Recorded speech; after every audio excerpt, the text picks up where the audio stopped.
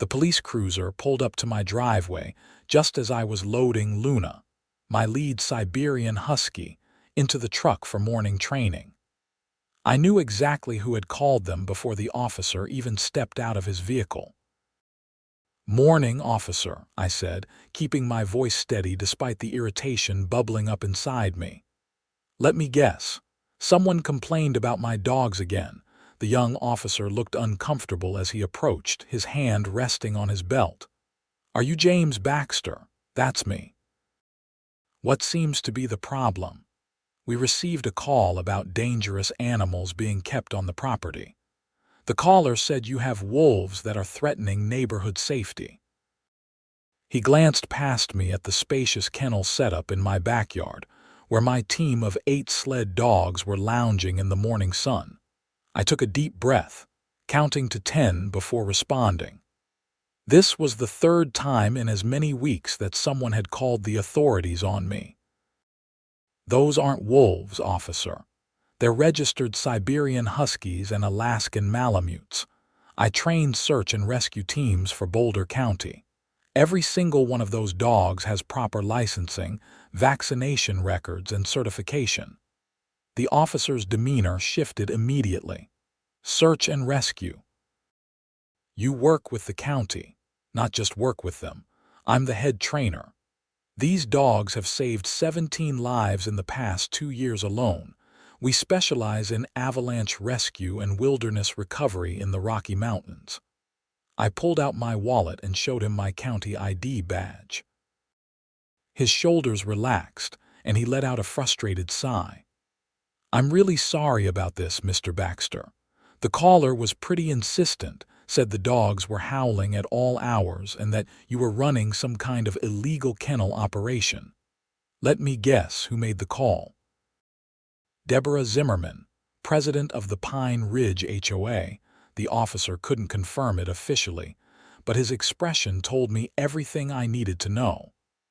"Look, I have to follow up on all complaints, but clearly, this is a misunderstanding. Your setup looks professional, and if you're working with the county, I don't see any issue here." "I appreciate that, officer. Would you like to see the dogs up close? They're actually quite friendly when they're not working." He smiled for the first time since arriving. "I'd like that, actually. My daughter wants to be a veterinarian. She'd love to hear about what these dogs do." I spent the next 20 minutes showing him around the kennel area, explaining how each dog had a specific role in search and rescue operations. Thor, my largest Malamute, was trained for strength and endurance in deep snow conditions. Luna excelled at scent detection and tracking. The younger dogs, Aspen and Rocky, were still in advanced training but showing incredible promise. The officer took notes and several photos. "This is really impressive work you're doing here. I'll make sure this gets documented properly so you don't keep getting these nuisance calls." "I appreciate that, but I doubt it'll stop Deborah. She's been on a campaign against me since I moved in 6 months ago." After the officer left, I loaded up the rest of my team and headed to the county training facility. We had a new volunteer team arriving from Denver who needed to learn the basics of avalanche rescue, and I was already running behind schedule thanks to Deborah's latest stunt. The training went smoothly, despite my rocky start to the morning. The volunteer team consisted of 4 experienced backcountry skiers who wanted to give back to their community. By the end of the day, they had learned the fundamentals of working with search dogs, reading avalanche conditions, and proper rescue protocols. My supervisor, Captain Richardson, pulled me aside as we were wrapping up. "Heard you had another visit from Boulder PD this morning. Word travels fast." Deborah Zimmerman called my office too. "Wanted to know if you were really authorized to keep wild animals on residential property." I set her straight, but she didn't seem satisfied with my answer. I shook my head, frustrated. What's her problem? "The dogs are well maintained, they're not excessively loud, and they're providing a legitimate public service. My property is zoned for this kind of operation." Captain Richardson crossed his arms. "Some people just can't stand anything outside their narrow view of how a neighborhood should look." She mentioned something about property values and the HOA covenants. "You might want to review your paperwork." That evening, I pulled out the thick stack of documents I'd signed when I purchased the house. The property was perfect for my needs. 2 acres at the edge of the Pine Ridge development, backing up to National Forest land, with an existing outbuilding that I'd converted into a proper kennel facility. I'd done my due diligence before buying, making sure everything was legal and above board. The HOA covenants were extensive, covering everything from fence heights to exterior paint colors. I found the section on animals. Residents were limited to 2 household pets unless they had a commercial kennel license, or their animals served a professional working purpose. I had documentation for both. The county had issued me all the necessary permits, and my homeowner's insurance covered the operation completely. I was in the clear legally, but that didn't mean Deborah would stop trying to make my life difficult. The next morning, I found a certified letter in my mailbox. The HOA was demanding I appear before the board to address multiple violations: excessive noise, commercial operation in a residential zone, and maintaining too many animals on the property. The hearing was scheduled for the following Thursday evening. I called my real estate attorney, Marcus Chen, who had handled my property purchase. He listened to the situation and asked me to send over all my documentation. "This sounds like harassment," Marcus said, "but we'll play it by the book. Show up to the hearing with all your permits and licenses. Let me draft a response letter outlining your legal position. If they want to push this, we can push back." Thursday evening arrived faster than I wanted. The HOA meeting was held in the community center, a bland building near the neighborhood entrance. I arrived 15 minutes early with 2 thick folders of documentation and a flash drive containing video footage of my daily operations. The meeting room was already half full. I recognized several neighbors, some who waved friendly greetings, others who avoided eye contact. Deborah sat at the front table with 4 other board members, arranging papers with exaggerated importance. She was exactly what you'd picture when someone said, "HOA Karen." Perfectly styled blonde hair with aggressive highlights. Designer athleisure where that cost more than my monthly grocery budget. And that particular expression of someone who believed their opinion was gospel truth. Her name tag read Deborah Zimmerman, HOA President, in embossed gold letters. "Good evening, everyone," Deborah called out in a saccharine voice. "Let's bring this meeting to order. We have several items on tonight's agenda, but first we need to address a serious violation affecting our entire community." She looked directly at me, her smile not reaching her eyes. "James Baxter has turned his residential property into a commercial kennel, creating noise pollution and potentially dangerous conditions for our families and children. This is not what any of us signed up for when we purchased homes in Pine Ridge." I raised my hand. "May I speak?" "You'll have your turn during the comment period, Mr. Baxter. Right now, I'm presenting the board's findings." For the next 10 minutes, Deborah laid out a case against me that sounded like I was running a dog-fighting ring rather than a professional search and rescue operation. She had documented noise complaints, none of which had ever been brought to me directly. Safety concerns, entirely theoretical, and property value impacts, completely made up. When she finally allowed me to respond, I stood and addressed the room calmly. "Thank you for the opportunity to clarify the situation. My name is James Baxter, and I'm the head trainer for Boulder County Search and Rescue K-9 Unit. The dogs Mrs. Zimmerman is complaining about are professionally trained rescue animals that have saved multiple lives in our community. I pulled out my county ID and held it up. I have full authorization from Boulder County Sheriff's Department to maintain this training facility. I have commercial kennel licenses, proper zoning approvals, and every vaccination and registration document required by state and local law. I distributed copies of my permits to the board members.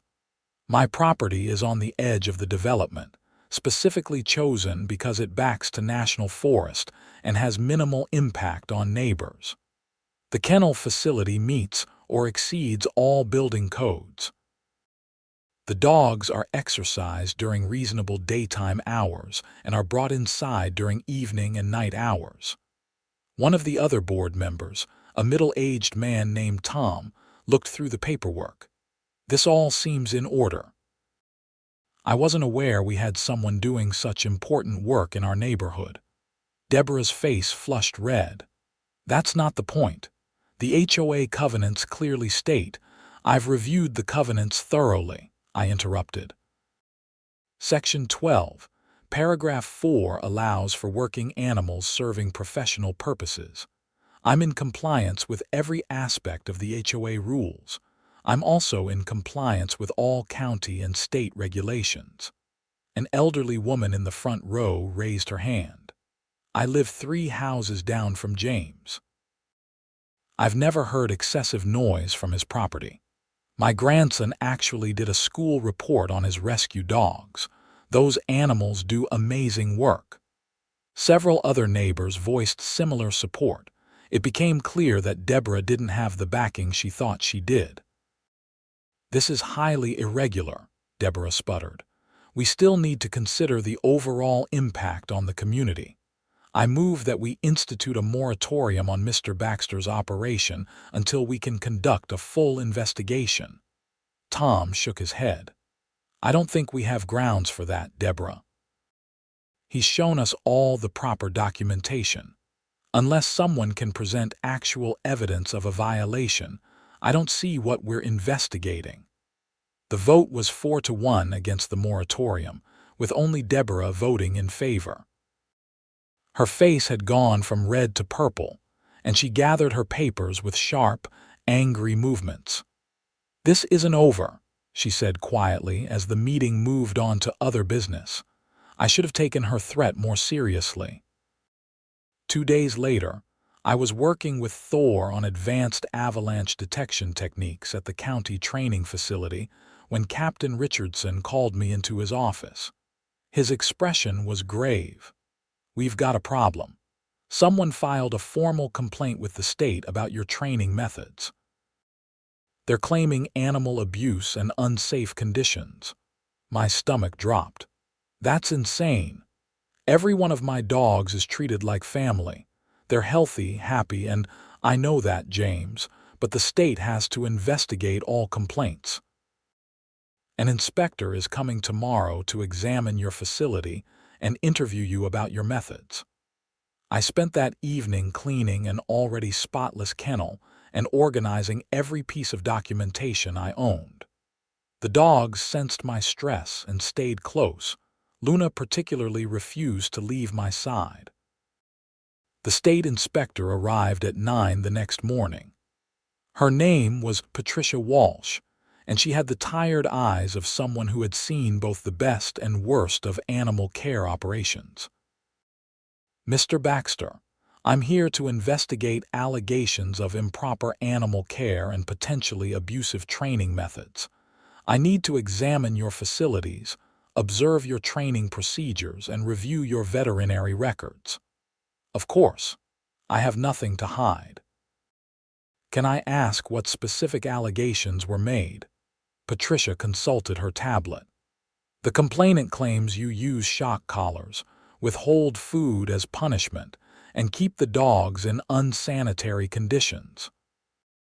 They also say you force the dogs to work in dangerous weather conditions without proper safety measures." Every single allegation was not just false, but the complete opposite of how I operated. I used only positive reinforcement training methods. My dogs ate premium food on a strict schedule. The kennel was cleaned daily and designed with both comfort and hygiene in mind. And we never worked in conditions that put the dogs at risk beyond what they were specifically trained to handle with appropriate safety protocols. Patricia spent 4 hours examining every aspect of my operation. She watched me work with the dogs, checked their food and water supplies, inspected the kennel building, and reviewed 3 years of veterinary records. She interviewed my vet by phone and spoke with Captain Richardson at length. By early afternoon, she closed her tablet and looked at me with a mixture of relief and disgust. "Mr. Baxter, your operation is not just compliant, it's exemplary. These dogs are in excellent health and clearly well-trained using positive methods. Whoever filed this complaint either has never actually seen your operation or deliberately lied about the conditions. I have a pretty good idea who filed it. I suspected as much. This has the feel of a personal vendetta. Unfortunately, we have to investigate every complaint, which wastes resources that should be used on actual cases of abuse." She handed me a written clearance document. "You're completely in the clear." I'm noting in my report that the complaint appears to be harassment rather than a legitimate concern. After Patricia left, I sat in the kennel with my dogs and tried to calm the anger burning in my chest. Deborah wasn't just being a nuisance anymore. She was actively trying to destroy my livelihood and reputation. False accusations of animal abuse could have ended my career, gotten my certifications revoked, and traumatized my dogs with unnecessary seizures and investigations. Marcus Chen was blunt when I called him. That crosses a line. Filing a false report with a state agency could constitute harassment, or even filing a false police report, depending on how it was worded. You might want to consider taking legal action. I just want her to leave me alone. Sometimes the only way to deal with a bully is to show them there are consequences for their actions. Think about it. That weekend, we got called out for a real rescue. A teenage hiker had gone missing in Rocky Mountain National Park during an unexpected spring snowstorm. The conditions were treacherous, with visibility near zero and temperatures dropping fast. Luna and I were in the air within an hour of the call, helicopter lifting us toward the last known location of the missing girl. 3 other search and rescue teams were already on the ground, but the weather was making it nearly impossible to search effectively. Luna lived for this work. The moment we landed and I gave her the scent article, she was all business. Her nose went down, her body language shifted, and she pulled me into the storm with absolute confidence. 2 hours later, after fighting through snow and wind that threatened to push us back with every step, Luna alerted. She started digging frantically at a snow-covered depression near a cluster of rocks. I helped her dig, and within minutes we uncovered a partially constructed snow cave.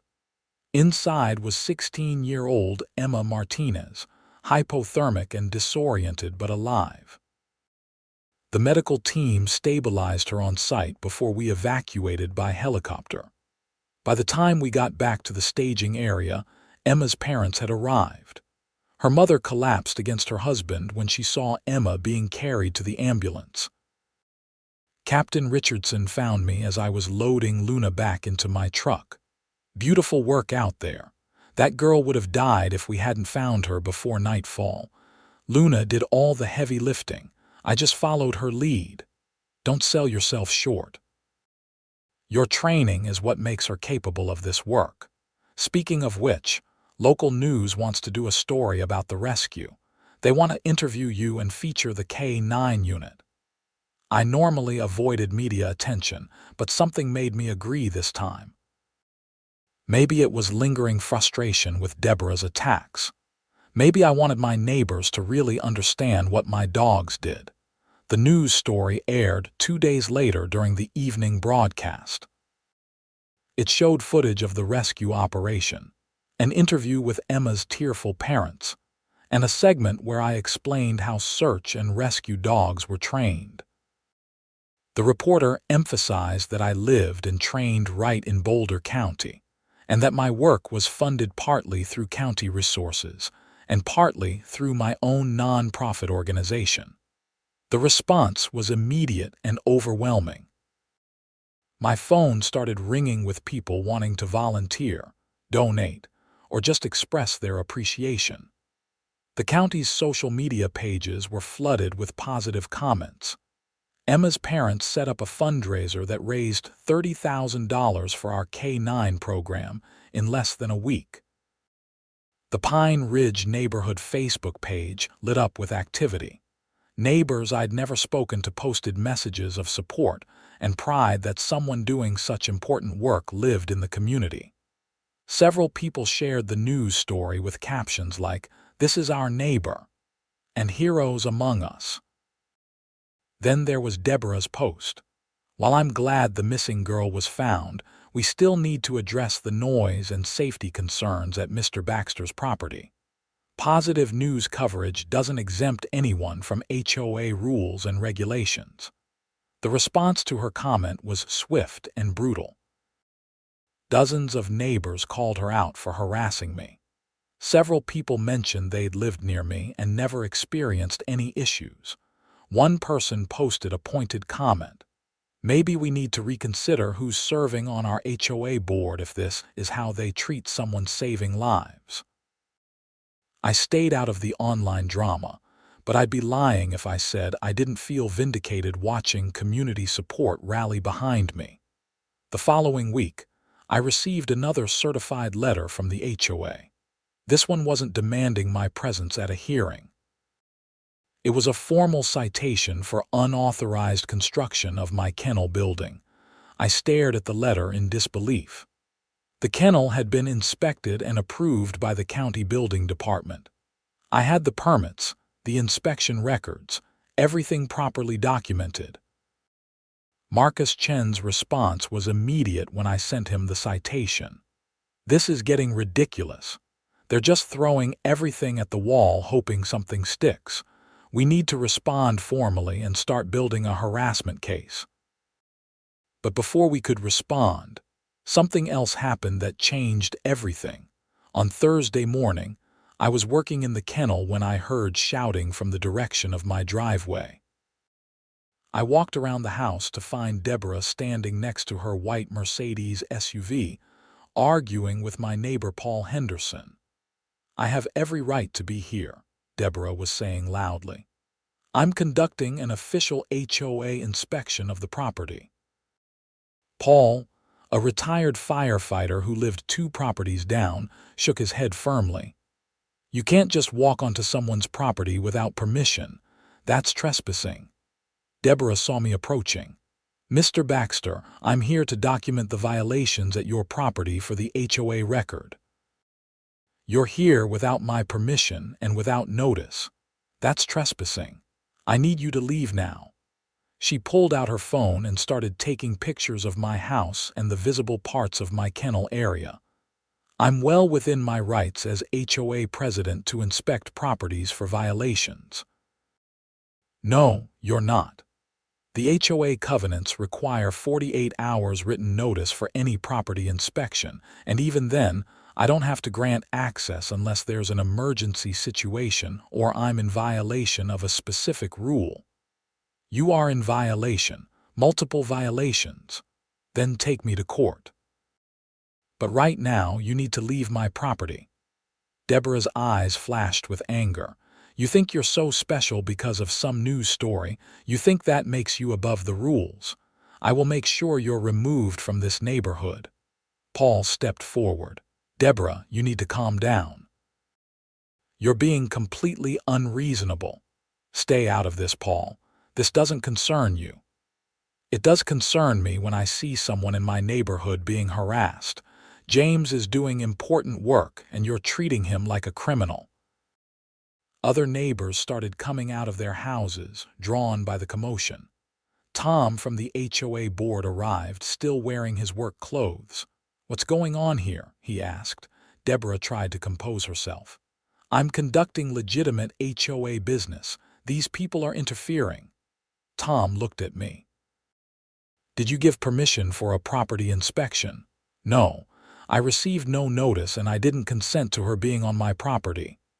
Tom turned to Deborah. "Then you need to leave. You can't just show up and demand access to someone's property. That's not how this works. I'm the HOA president. I have authority to—" "No, you don't. Not without following proper procedures. I'm on the board too, Deborah, and you're way out of line." Deborah looked around at the gathering neighbors, seemed to realize she'd lost this confrontation, and got back in her Mercedes. "This isn't over," she said through the open window before driving away. Tom approached me apologetically. "I'm really sorry about this. Deborah's been on some kind of crusade against you, and it's getting out of hand. Several of us on the board are concerned about her behavior. I appreciate you stepping in. I'm documenting everything in case I need to take legal action. You might not have to. There's growing support for calling a special election to remove her from the board. What happened here today with witnesses might be the final straw." That evening I received a call from an unknown number. When I answered, a woman's voice asked, "Is this James Baxter?" "Yes, who's calling?" "My name is Rebecca Taylor. I'm a reporter with the Denver Post. I'm working on a story about HOA abuse and overreach, and your situation was brought to my attention. Would you be willing to speak with me?" I hesitated. Media attention had helped before, but it could also escalate things. "What specifically are you investigating?" "We've received multiple tips about Deborah Zimmerman's behavior as HOA president in Pine Ridge. Apparently, you're not the only person she's targeted.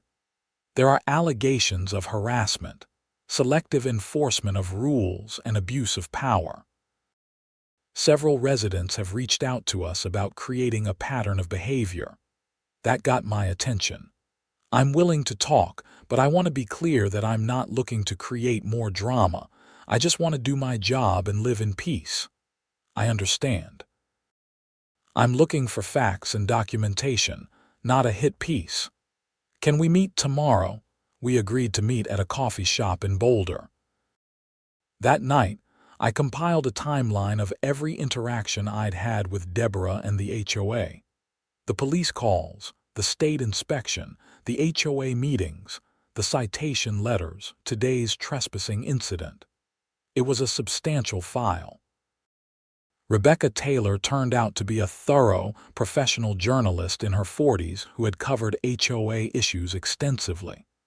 She listened to my story while taking detailed notes and asked for copies of all my documentation. "This fits the pattern I'm seeing," she said. "I've now spoken with 7 other residents who have had similar experiences with Mrs. Zimmerman. She seems to target people who don't fit her idea of what the neighborhood should be. You with your working dogs. There's a couple who put up solar panels, a family who converted their garage to an art studio, an elderly man who let his grass grow a little too long while he recovered from surgery. So it's not personal.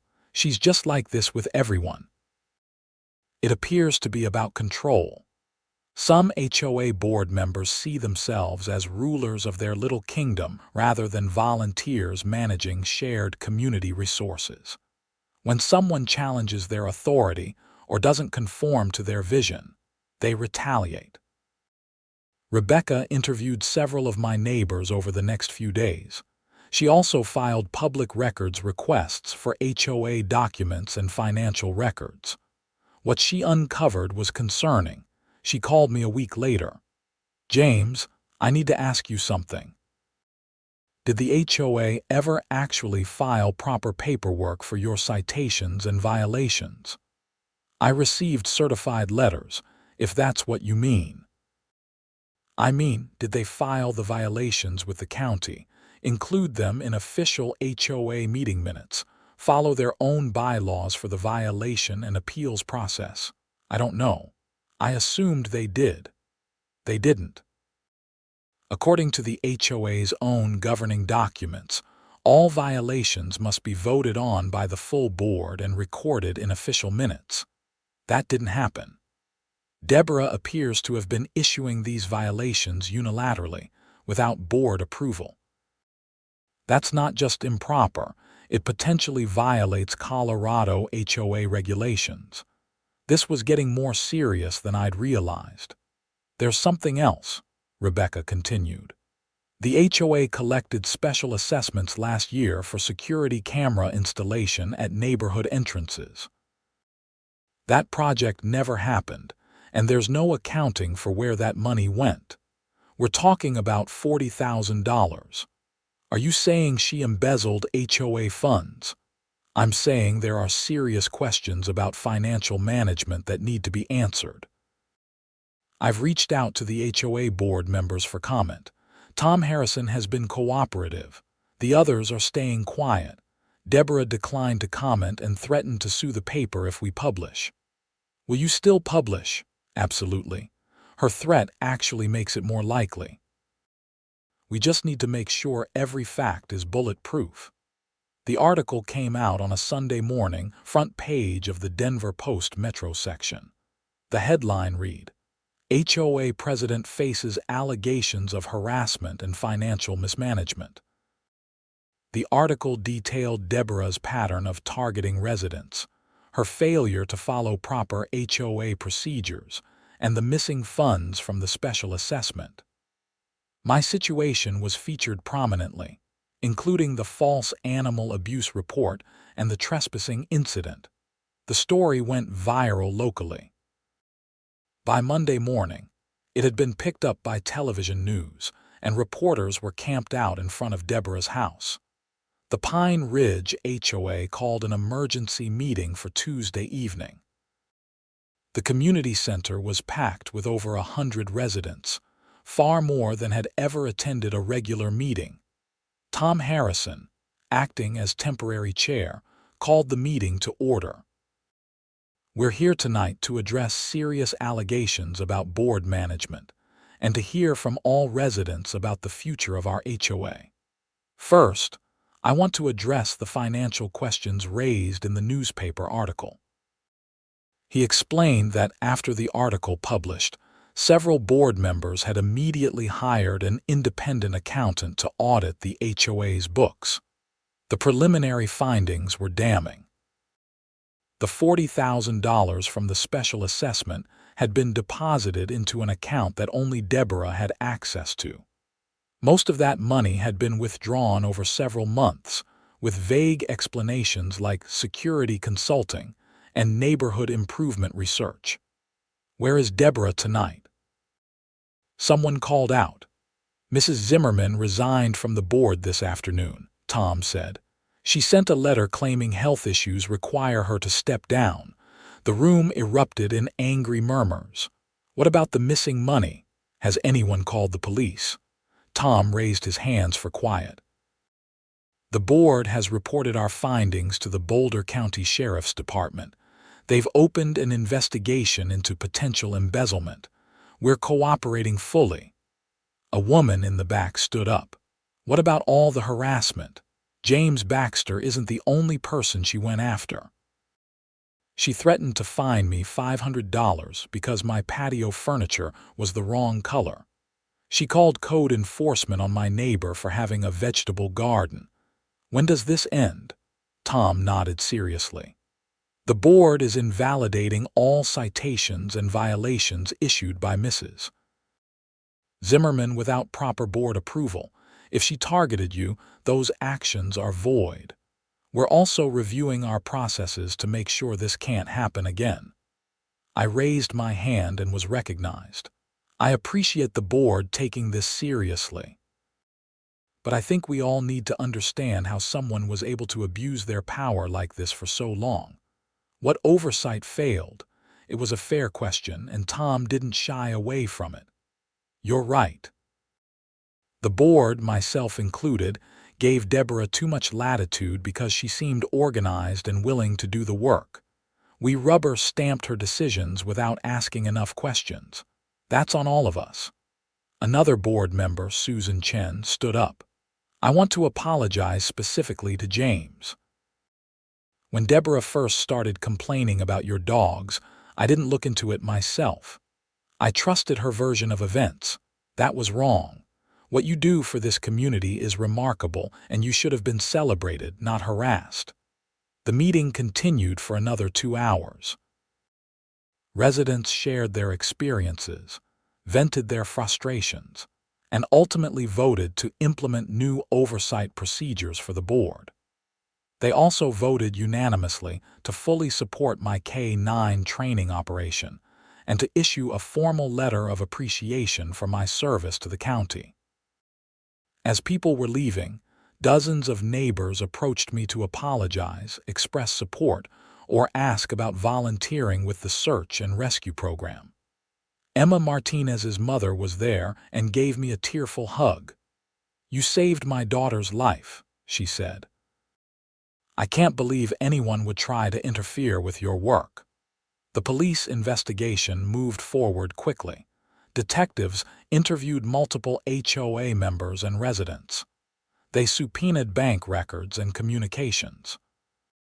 I gave a statement about the false animal abuse report and provided documentation of Deborah's harassment. 3 weeks after the Denver Post article published, Deborah Zimmerman was arrested and charged with embezzlement, filing a false report, and harassment.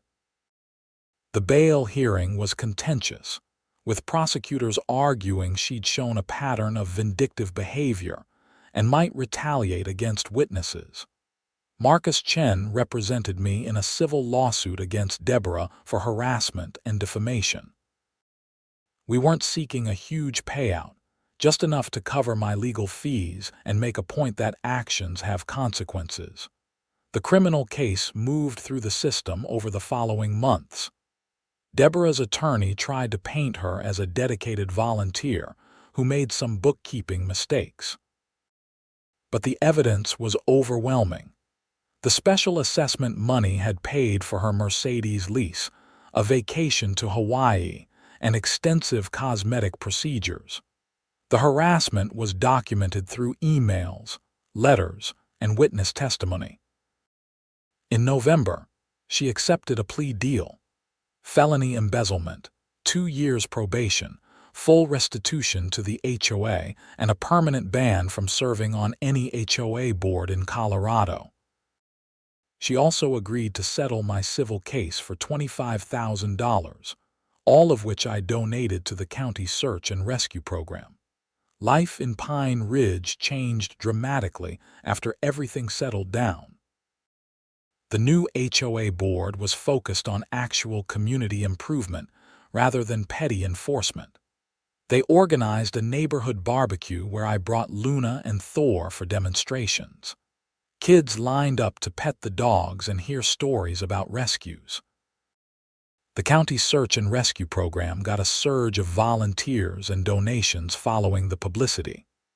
We were able to expand our K-9 unit from 8 dogs to 12, and we trained 3 other handlers to work with their own rescue dogs. Emma Martinez, the girl Luna and I had rescued, started volunteering with the program when she turned 18. She was studying emergency medicine at CU Boulder and wanted to eventually become a wilderness rescue paramedic. "You changed my life twice," she told me one day while helping clean the kennels. "First by saving it, then by showing me what I want to do with it." On a cold Saturday morning in January, almost a year after Deborah first called the police on my dogs, I was loading up the team for a training exercise when a car I didn't recognize pulled into my driveway. A woman in her 60s got out, looking nervous. "Mr. Baxter." "I'm Barbara Zimmerman, Deborah's mother." I tensed, unsure what to expect. "I wanted to apologize in person for what my daughter put you through. There's no excuse for her behavior." She struggled with control issues her whole life, and when her marriage fell apart last year, something in her just broke. I appreciate you coming here, but you're not responsible for her choices. I know. But as her mother, I'm embarrassed and ashamed. What you do with these dogs, saving lives, it's heroic, and she tried to destroy that because of her own insecurities. Barbara looked at the dogs in the kennel, watching us curiously. Are those the famous rescue dogs? That's them. Would you like to meet them? She smiled, surprising me. I'd like that very much. We spent 20 minutes in the kennel. Barbara was gentle with the dogs, asking about their training and their personalities. Luna, always a good judge of character, warmed to her immediately. They're wonderful animals, Barbara said. I hope Deborah will someday understand what she almost destroyed, but I'm glad she didn't succeed. After Barbara left, I stood in the kennel surrounded by my team. Luna pressed against my leg, always intuitive about my emotions. These dogs had saved lives, changed lives, and ultimately defended their own place in the community. They'd proven their worth beyond any doubt. The morning sun was breaking over the mountains, painting the peaks in shades of gold and pink. It was going to be a perfect day for training. Thor barked once, impatient to get started. The younger dogs picked up his energy, tails wagging in anticipation. All right, team, I said, opening the kennel gates. Let's get to work. We loaded into the truck and headed up into the mountains, ready for whatever challenges the day might bring. The HOA drama was behind us, a strange and stressful chapter that had ultimately brought the community together and strengthened our program. Deborah had tried to tear down something beautiful, but instead, she'd helped everyone see just how valuable it was. 3 months later, we got another rescue call. An experienced climber had fallen in Rocky Mountain National Park and was stranded on a ledge with a suspected broken leg. The weather was deteriorating fast, with a spring storm rolling in from the west. Luna and I were first on scene. She worked the scent trail with practiced efficiency, leading us through difficult terrain to the base of the cliff where the climber was stranded. The technical rescue team followed our track and was able to extract him before conditions became too dangerous. The climber's name was David Park, a software engineer from Denver who'd been climbing in the Rockies for 15 years. As the paramedics stabilized his leg, he kept saying, "That dog saved my life. That incredible dog found me." Captain Richardson met us back at the staging area. "That's 18 lives now, James. 18 people who are alive because of your work." But I knew it wasn't just my work. It was Luna's. It was Thor's. It was every dog in our program who trained hard, stayed focused, and ran toward danger when most would run away. It was every volunteer who gave their time. It was a community that had come together to support something larger than themselves. That evening, I sat on my back porch watching the sunset over the mountains. The dogs were sprawled around the yard in their favorite spots, tired from a day of work but content. The neighborhood was quiet and peaceful. A neighbor walked by with their kids and waved cheerfully. This was the life I'd imagined when I bought this property. Purpose, peace, and making a real difference in people's lives. One person had tried to take it all away because it didn't fit her narrow vision of what a neighborhood should be. But the truth had won out in the end. My phone buzzed with a text from Emma Martinez. She just finished her EMT certification and was officially joining our volunteer team. She attached a photo of herself grinning in her new uniform, giving a thumbs up. "Ready to start training," the text read. "When's my first session?" I smiled and typed back. "Tomorrow morning, 8 a.m. sharp. Bring good boots and a positive attitude. Luna doesn't accept excuses." 3 dots appeared immediately. "I learned from the best. See you tomorrow, Mr. B." The sun dipped below the mountain peaks, and the first stars appeared in the darkening sky.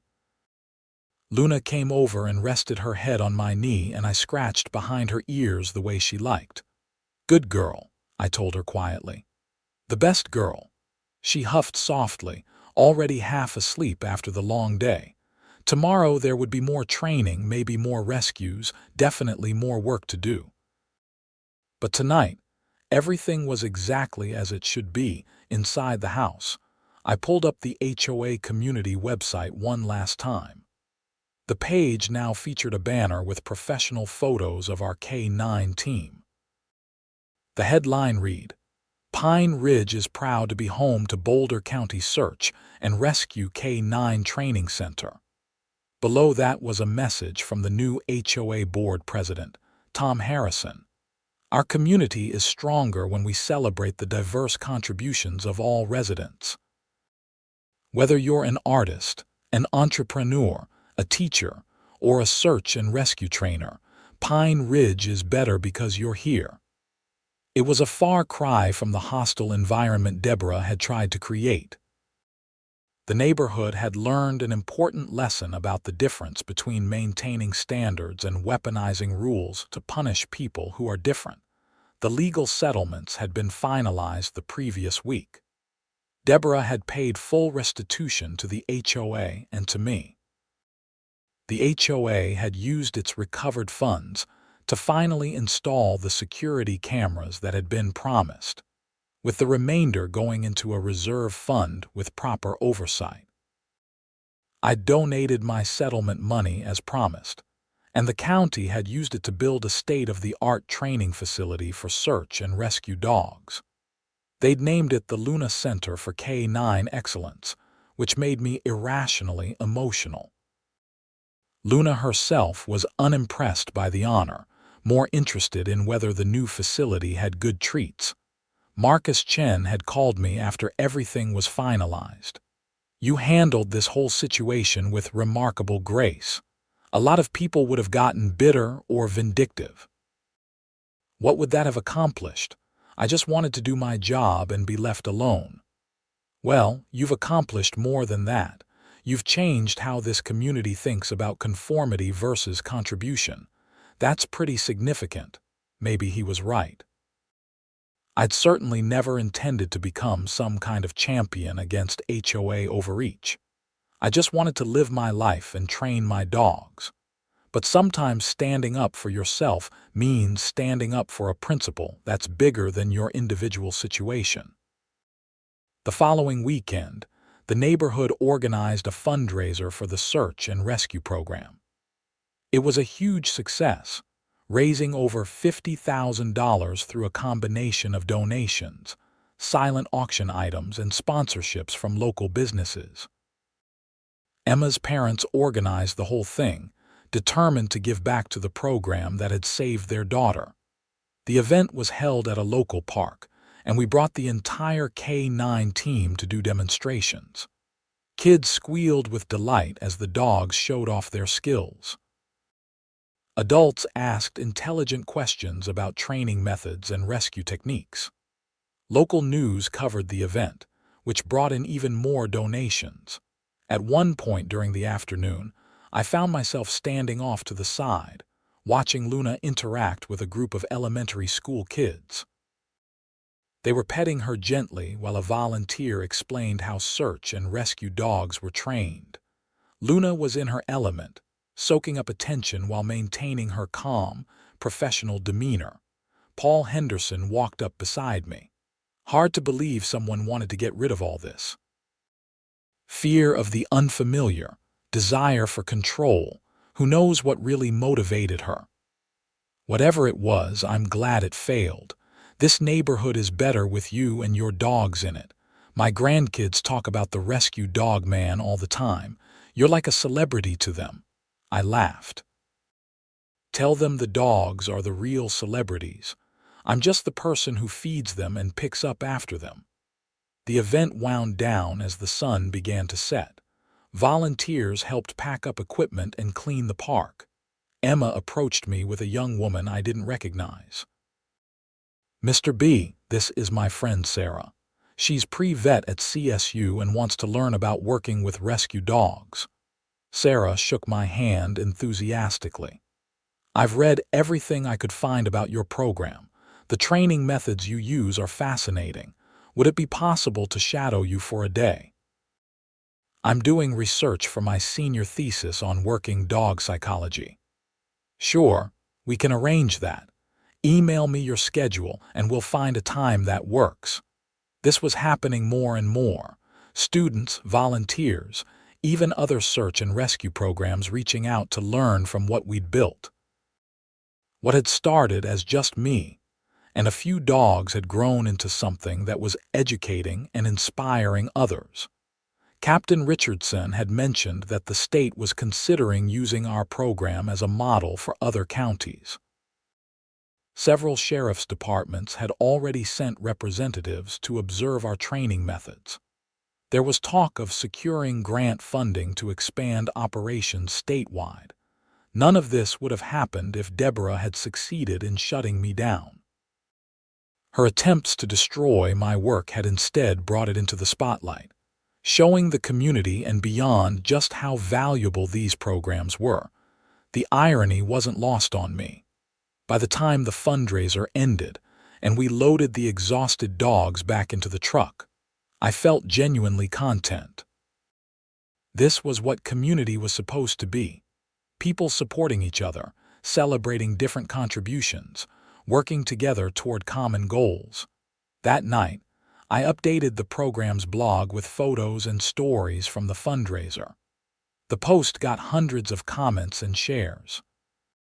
People from across Colorado and even other states reached out to share their own experiences with search and rescue dogs or to donate to the program. One comment in particular caught my attention. It was from David Park, the climber Luna and I had rescued a few months earlier. "I think about that day on the mountain all the time," he wrote. "I was in so much pain and so scared, and then I heard this dog barking and I knew someone had found me. Luna is a hero. James is a hero. Anyone who tried to stop this work should be ashamed of themselves. These dogs save lives." Period. The comment had dozens of replies, all echoing the sentiment. It reminded me why I did this work, why the fight against Deborah's harassment had been worth it. Real people with real lives depended on these dogs being trained, ready, and available when disaster struck. A few weeks later, I received an invitation to speak at a conference on search and rescue techniques in Colorado Springs. They wanted me to present on K-9 training methods and community integration. It was an honor, and I accepted immediately. Preparing the presentation meant reflecting on everything that had happened over the past year. The harassment, the investigations, the legal battles, but also the growth, the community support, and the lives saved. It was a hell of a story. The conference was attended by search and rescue professionals from across the western United States. My presentation focused on building community support for working dog programs and navigating bureaucratic challenges. I didn't mention Deborah by name, but I talked about overcoming opposition and turning negative attention into positive awareness. During the question and answer session, a SAR coordinator from Montana asked, "How do you balance the demands of maintaining a professional training operation with living in a residential area? Don't you worry about complaints?" I did worry about that, constantly for a while. But what I learned is that most people are supportive when they understand what you're doing and why it matters. Communication and transparency go a long way. The few people who will oppose you no matter what you do, that says more about them than about your work. The response was thoughtful nods and murmurs of agreement around the room. After the presentation, several coordinators approached me to discuss collaboration opportunities.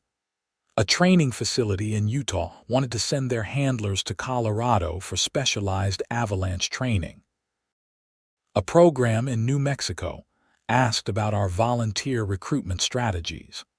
The network I was building would help search and rescue operations across multiple states, improve their capabilities, and save more lives. And it all traced back to those first tense months in Pine Ridge when I'd been fighting just to be allowed to do my work. When I returned home, there was a surprise waiting for me. The neighborhood had installed a small sign at the community entrance. It read, "Pine Ridge, home of Boulder County Search and Rescue K-9 Training Center." Tom Harrison called me that evening. "Hope you don't mind. The board voted unanimously to add the sign. We figured if we're going to take pride in having you here, we should show it." "I don't mind at all. It's really thoughtful. It's the least we could do. You've put Pine Ridge on the map for all the right reasons." The following months settled into a comfortable routine. Training, rescues, volunteer coordination, community events. Luna turned 7 years old, still in her prime as a working dog. Thor was mentoring the younger dogs with patient authority. Our newest addition, a Malamute puppy named Summit, was showing incredible promise. Emma had become an invaluable member of the team, her medical training combining perfectly with wilderness rescue work. She was planning to go to graduate school for emergency medicine with a focus on wilderness and mountain rescue. "You know this is all your fault, right?" she joked one day during training. "Before you rescued me, I was going to be a pediatrician. Now I'm going to spend my career freezing on mountains. You love it and you know it," she grinned. "Yeah, I do. Turns out almost dying gives you clarity about what really matters." Life had found a good rhythm. The community was supportive, the work was rewarding, and the dogs were thriving. Deborah's harassment felt like a distant memory, a problem that had been solved and put away. Then one morning in June, I received an unexpected email. It was from Deborah. "Mr. Baxter, I know I have no right to contact you, and you have every reason to delete this without reading. But I wanted you to know that I've been in therapy since my arrest, working on understanding my behavior and making real changes. My therapist suggested I write to people I harmed, not to ask forgiveness, but to acknowledge the damage I caused. You were doing beautiful, important work, and I tried to destroy it because it challenged my need for control. I was wrong. What I did was cruel and selfish. I don't expect you to respond or accept this apology. I just needed you to know that I understand now what I did and how harmful it was. I'm sorry, Deborah." I stared at the email for a long time. Part of me wanted to delete it or send back an angry response listing everything she'd put me through. But mostly, I just felt tired of holding on to anger about something that was over. I wrote back, "I appreciate you taking responsibility. What you did was harmful, but I've moved past it. I hope you find peace and better ways to contribute to your community in the future." Short, professional, final. I hit send and closed my email, determined not to spend more emotional energy on something that had already taken enough. Marcus Chen, when I told him about the email, was pragmatic. "That's mature of you. Some people would have told her off. Some would have ignored it entirely. What would be the point? She's in therapy, she's on probation, she's been publicly humiliated. She's living with the consequences of her choices. I'm not interested in punishing her further." "That's good, means you've really moved on." He was right. I had moved on. The dogs had moved on. The community had moved on. Life was full of more important things than holding grudges against someone who tried and failed to hurt us. Summer brought a new challenge: wildfire season. Colorado was experiencing severe drought conditions, and fires were breaking out across the state. Our K-9 program trained for avalanche and wilderness rescue, but we were called on several times to help search for missing people in evacuation zones. The work was grueling and dangerous. Smoke, heat, rapidly changing conditions. But Luna and Thor performed flawlessly. their training holding strong even in chaos. We helped locate 3 elderly residents who'd been separated from their families during evacuations and found 2 hikers who'd gotten disoriented by smoke. The media coverage of our wildfire response brought another wave of attention and donations. The program continued growing, and we were able to purchase specialized equipment for working in fire conditions, including protective booties for the dogs and air filtration systems for our vehicles. By August, we had trained 15 volunteer handlers with their own certified rescue dogs. The Boulder County program had become one of the most respected K-9 search and rescue operations in the region. Other counties were sending teams to train with us, and the state had designated our facility as a center of excellence for working dog training.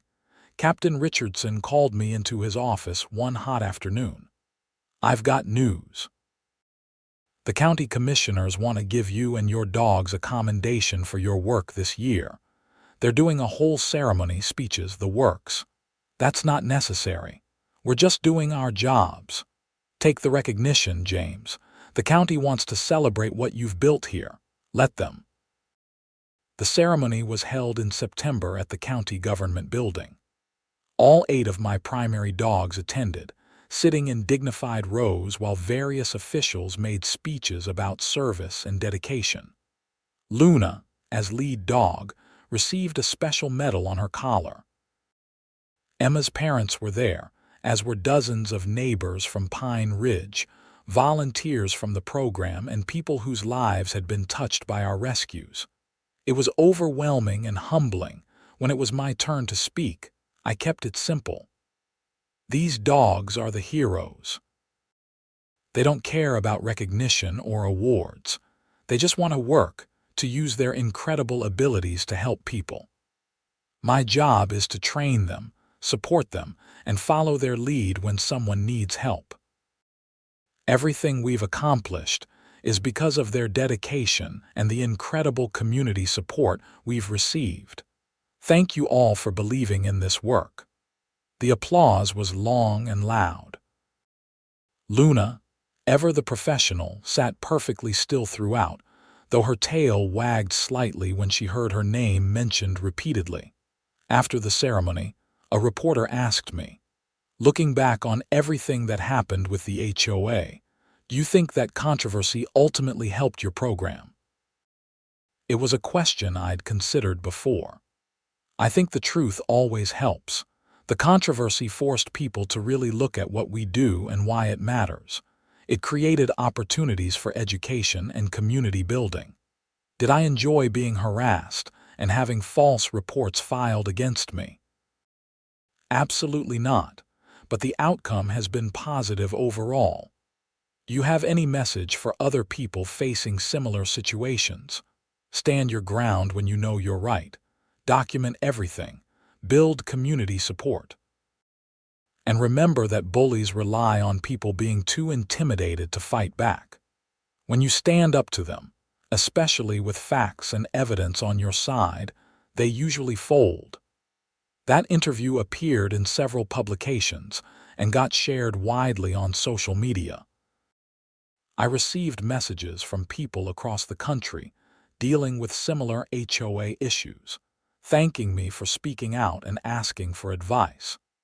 It turned out that Deborah's campaign against me had inadvertently made me a voice in the growing conversation about HOA reform and accountability. I'd never asked for that role, but I tried to use it responsibly, always emphasizing documentation, proper procedures, and community engagement. By October, the leaves were changing in the mountains, painting the landscape in brilliant golds and reds. It was my favorite time of year in Colorado, crisp mornings and perfect training conditions.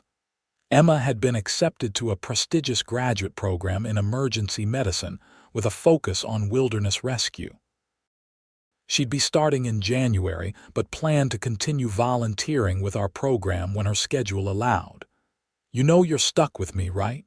she said during one of our last training sessions before she started classes. "I'm not going anywhere. This program changed my life." "You've become an excellent handler. The program is better because you're part of it." She smiled, then grew serious. "Can I ask you something? When you were going through all that stuff with the HOA, did you ever think about just giving up? Moving somewhere else where you wouldn't have to fight so hard?" "Honestly, a few times when things were really bad, but running away would have meant letting her win. It would have meant admitting that one unreasonable person had more power than an entire community of good people. I couldn't accept that. I'm glad you didn't give up. A lot of people wouldn't have fought back. Fighting back was the right choice for me, but everyone has to make their own decision about what battles are worth fighting. The important thing is knowing that you have support, that you're not alone." As winter approached, we shifted our training focus back to avalanche rescue. The snow was arriving early in the high country, and ski season would bring the usual increase in backcountry accidents. Luna, now 8 years old, was still performing at an elite level, but I'd started thinking about her eventual retirement. Working dogs didn't last forever, and I wanted to make sure she got to enjoy a peaceful retirement when the time came. For now, though, she showed no signs of slowing down. In December, we got a call that would test everything we'd trained for.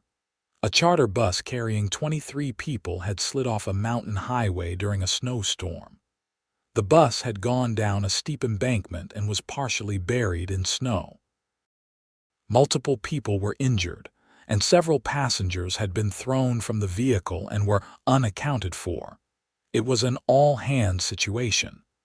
Every available SAR team in the region responded. Luna, Thor, and I were in the air within 20 minutes, helicopter fighting through heavy snow and wind to reach the crash site. The scene was chaos. The bus was crumpled against a stand of trees, emergency personnel working frantically to extract injured passengers. But our job wasn't the bus itself. It was finding the people who'd been ejected during the crash. 3 passengers still missing, the incident commander told us. "Visibility is terrible, and we've got maybe 2 hours before it's full dark. We need your dogs." Luna went to work immediately. The conditions were brutal, snow falling so heavily I could barely see 10 feet ahead. But she moved with purpose, nose down, tracking through the impossible terrain. 20 minutes into the search, she alerted. We dug through 3 feet of snow and found a teenage boy, unconscious but alive. The medical team stabilized him and got him to the helicopter. Thor found the second victim, a woman in her 50s who'd been knocked unconscious and was suffering from severe hypothermia. She was barely alive, but the paramedics worked their magic. The third victim was harder. Darkness was falling, visibility was nearly zero, and the temperature was dropping fast. Luna kept searching, refusing to give up even as I grew worried about her working in these conditions. Then she barked, sharp and urgent. We converged on her position and found a young girl, maybe 6 years old, buried under an overhang of snow that had actually protected her from the worst of the elements. She was scared and hurt, but alert. "I knew someone would find me," she whispered as I wrapped her in a thermal blanket. My mom said there were rescue dogs. All 3 missing passengers survived. It was the best possible outcome from a horrible situation. The news coverage was extensive, with particular focus on how the K9 teams had worked in extreme conditions to locate victims that human searchers probably wouldn't have found in time. Captain Richardson pulled me aside after we'd all been debriefed and medically cleared. "That was extraordinary work out there. Those dogs performed under conditions that should have made the search impossible. They train for this. They're ready when it matters most. The county wants to expand the K9 program. Double the number of teams, increase funding for equipment and training. After today, they've seen exactly why this program is essential. The bus rescue became a turning point. The expanded funding allowed us to grow the program beyond anything I'd imagined when I first moved to Pine Ridge. We recruited and trained handlers from across the state. We purchased specialized vehicles and equipment. We built partnerships with SAR teams in neighboring states. By the following spring, our program had certified 30 K-9 teams. Luna had officially retired from active rescue work at age 9, though she still helped train younger dogs and made appearances at community events. She'd saved 23 lives during her career, an extraordinary record. Emma had gotten engaged to another graduate student in her program who was also passionate about wilderness medicine. They'd asked me to officiate their wedding, which was a huge honor. The Pine Ridge neighborhood had fully embraced the K-9 training center. Several residents had become volunteers. One family had even gotten their own dog certified for search and rescue. The neighborhood kids treated the training facility like a petting zoo, always excited to see the dogs. Tom Harrison had been re-elected as HOA president, running on a platform of community enhancement rather than enforcement. The HOA's focus had shifted to organizing events, maintaining common areas, and celebrating the diverse talents of residents. On a warm June evening, I sat on my back porch with Luna at my feet. She was officially retired now, spending her days lounging in the sun and getting spoiled by neighborhood kids. She'd earned every moment of her peaceful retirement. Thor was now lead dog, working with a confidence and skill that made me proud every day. Summit, the young Malamute who'd shown such promise, had passed all his certifications and was proving to be an exceptional avalanche dog. The program I'd fought so hard to protect had grown beyond anything I'd imagined. We were saving lives, training others to save lives, and inspiring communities across the region to support search and rescue work. Sometimes I thought about those early months, the stress of dealing with Deborah's harassment, the uncertainty about whether I'd be able to continue my work. It felt like a different lifetime, though it had only been 2 years.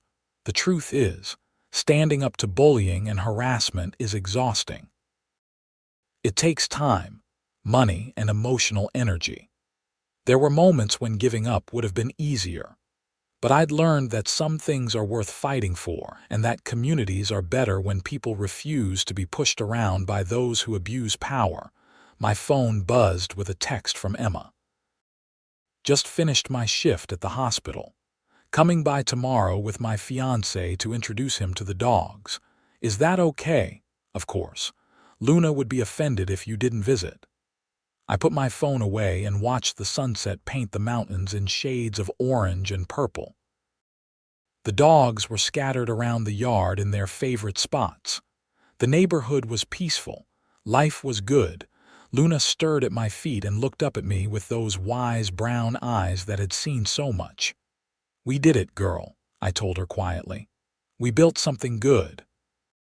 She huffed softly, the closest thing to agreement a dog could give, and rested her head back on my foot. In the distance, I could hear children laughing and playing in a neighbor's yard. Someone was grilling dinner, the smell of barbecue drifting on the evening breeze. This was home. Not just the house or the property, but the whole community. We'd fought for our place here, proven our worth, and ultimately made the neighborhood better for everyone. The story could have ended so differently. If I'd given up when Deborah first started harassing me, if I'd let her intimidation work, those 23 lives Luna saved might have been lost. The program that was now training hundreds of handlers might never have existed. The community that had come together to support this work might still be divided and controlled by fear. But I'd stood my ground, documented everything, built support, and refused to be bullied out of doing important work. And in the end, truth and community had won out over pettiness and control. It was a lesson I'd carry forward. When you're doing the right thing, when you're contributing something valuable, stand your ground. Document, communicate, build support, and don't let anyone make you feel wrong for being different or challenging their narrow view of how things should be. As darkness settled over the mountains and the first stars appeared, I felt deeply grateful for this life, this work, and these incredible dogs who made it all possible. Luna's retirement party was planned for next month, a neighborhood celebration of her career and the program she'd helped build. There would be more rescues, more challenges, more work to do. But tonight, I just sat with my retired lead dog and enjoyed the peace we'd fought so hard to protect. The HOA drama was a closed chapter, a story of harassment overcome and community strengthened. Deborah had tried to destroy something beautiful and had instead helped it flourish by forcing it into the light. Sometimes the worst attacks become the best opportunities, if you're strong enough to weather them and use them to demonstrate your value. That was the real lesson from everything that happened. Not that you should seek out conflict, but that you shouldn't run from it when you're in the right. Luna sighed contentedly, fully relaxed in her retirement. She'd done her job and done it well. Now it was time for the next generation of rescue dogs to carry on the work, and I'd be there to train them, support them, and make sure they had everything they needed to save lives. Because that's what this was always about, being ready when someone, somewhere, needed help. The mountains stood silent and majestic in the darkness, holding their secrets and their dangers. But they were a little less dangerous now, because somewhere in Pine Ridge, rescue dogs were being trained to find the lost and bring them home safely. That work would continue, no matter what challenges arose, because some things are simply too important to give up on, and some fights are too important not to have. Luna stretched in her sleep, dreaming perhaps of snowy mountains and successful rescues.